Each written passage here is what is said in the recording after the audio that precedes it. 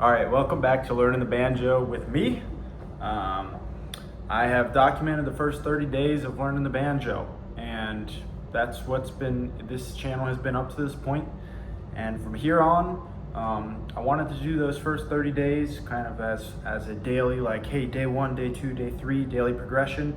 From here on, I guess you could call it day 31, but more so now, it's going to be more of a practice of just getting better, less about like, hey, day to day, and more about maybe it's multiple times, a few times a week. I'm going to practice pretty much every day, but I'm not going to be focused on kind of following like a daily course or something like that. Although I do want to learn and fully learn and get down Will the Circle Be Unbroken, and I do want to continue practicing on the songs that we already have, and I don't want to abandon those because those aren't mastered by any means. They aren't even good yet by any means. I still make mistakes constantly, and so I'm gonna continue to have my lessons aren't gonna be changing completely per se. So without any more ado, let's kind of get into actually playing the banjo. And I guess one other thing I could show you is kind of like, I go to the gym every day and I'm a big lifter. And so what I've been practicing a lot lately, I notice my left hand just stiffens up when I'm trying to play these notes. It hurts almost, right? Not very mobile. I used to be a baseball player and I was a pitcher and I threw left-handed. I'm left-handed and my left wrist is just not nearly as flexible as my right wrist is. And so I've just been practicing, doing daily like stretches of my left hand and working on the mobility of that, and making sure that I try to get it more mobile so that I'm able to play without straining my wrist so much. So that's one thing I haven't really mentioned too much, but that's something I've been doing a bit of. And but outside of that, I just like to pick a lot lately.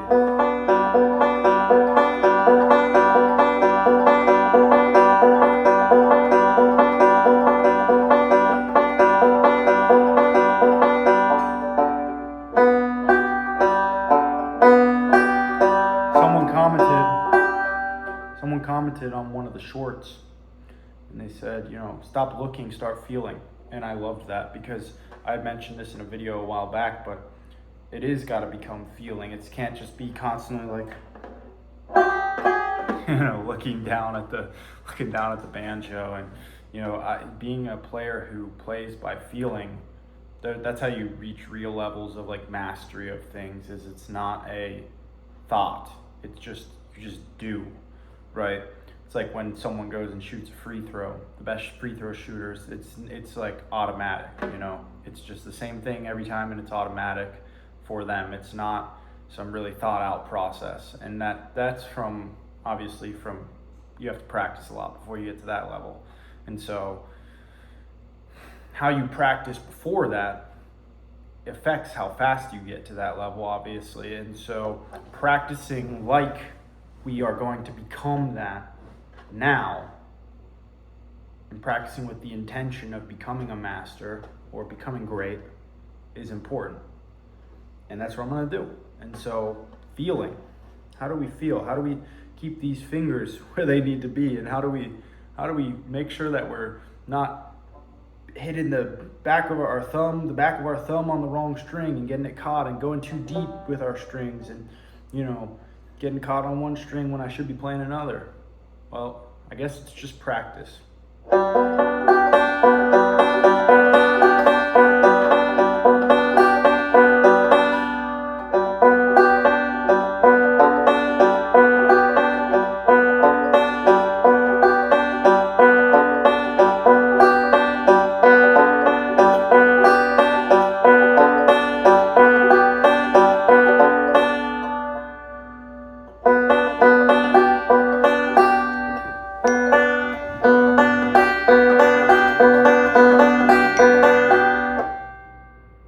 Sorry about those texts. I forget to turn my phone on mute a lot of the time when I'm recording, so that's what that is.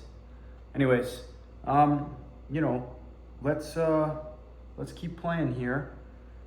And let's actually play Cripple Creek real quick. I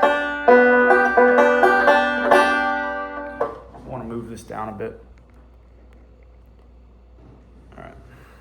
Hopefully you guys can see the banjo better now.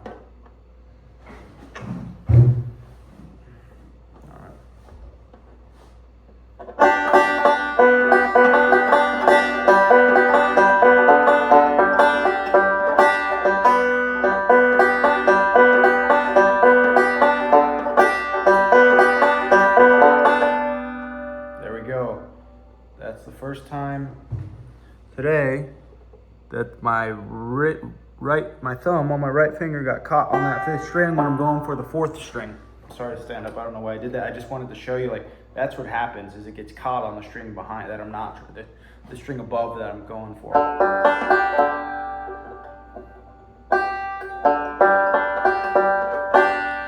don't know if anyone else deals with something like that where they just go too deep, trying to dig too deep into the string there or something. That's what I think of it as.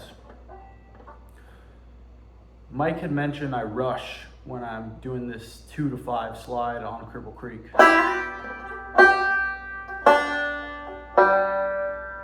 There we go. And I like that because a lot of it's just slowing down, you know?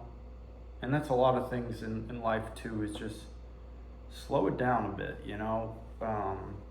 Slow it down and focus on quality, not just speed and not just getting it out there. Because what that also creates is that creates a way where we're more focused on the end goal and the result than we are on the process and the learning and the mastery of the thing itself.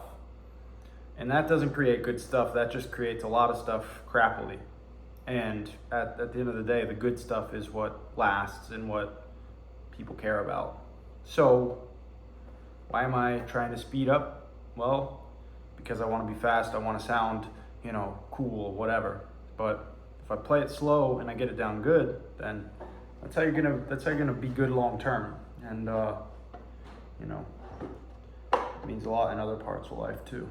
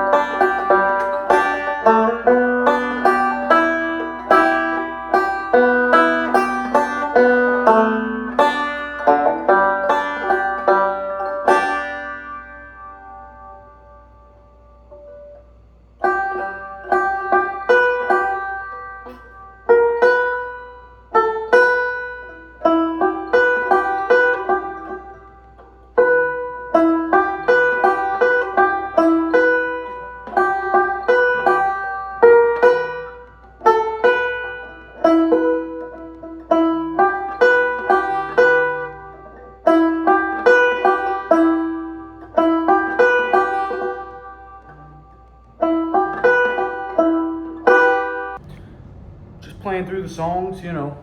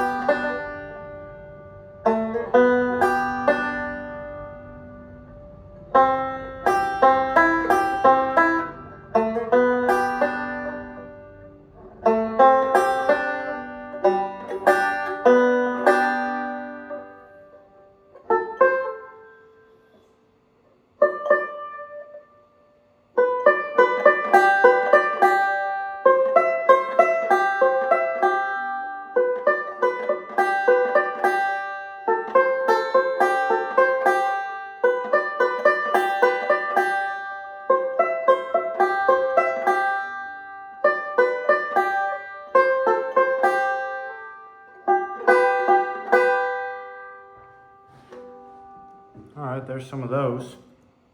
Now let's get into our new tune.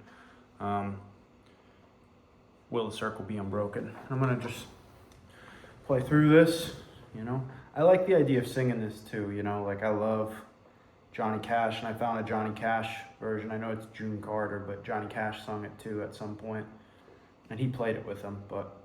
And also, if you've ever listened to the song, I forget the exact song by Johnny Cash, but he sings it within the song too. It's like, will the circle be unbroken by and by, Lord, by and by. I love that. So.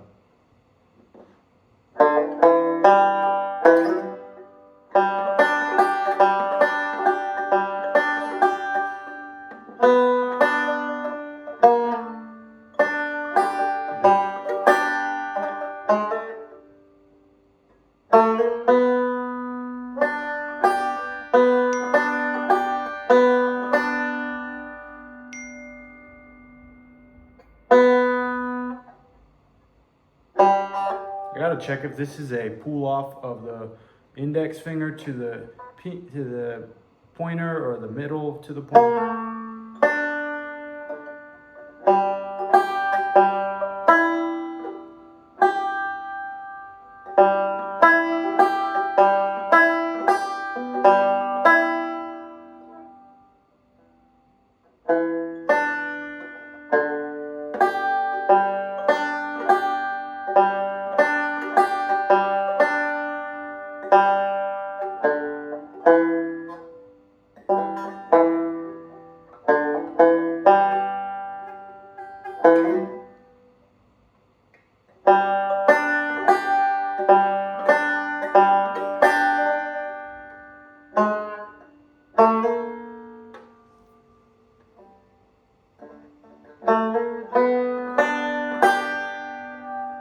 That's as far as I'm going to play for now.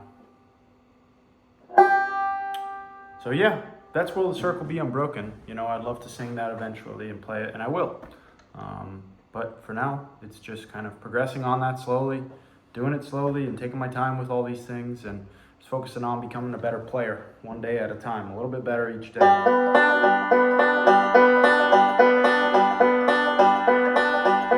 And doing the uncomfortable parts of playing for me, the uncomfortable parts of practicing. Because the uncomfortable parts are what's going to make me grow. So, you know, get comfortable being uncomfortable.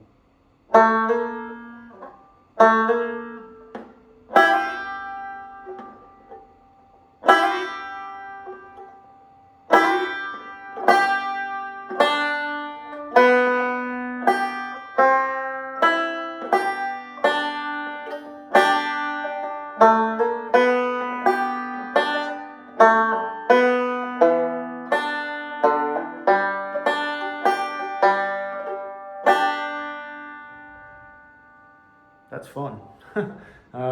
So, yeah, I'm going to cut it there. Thanks for watching. Have a good one.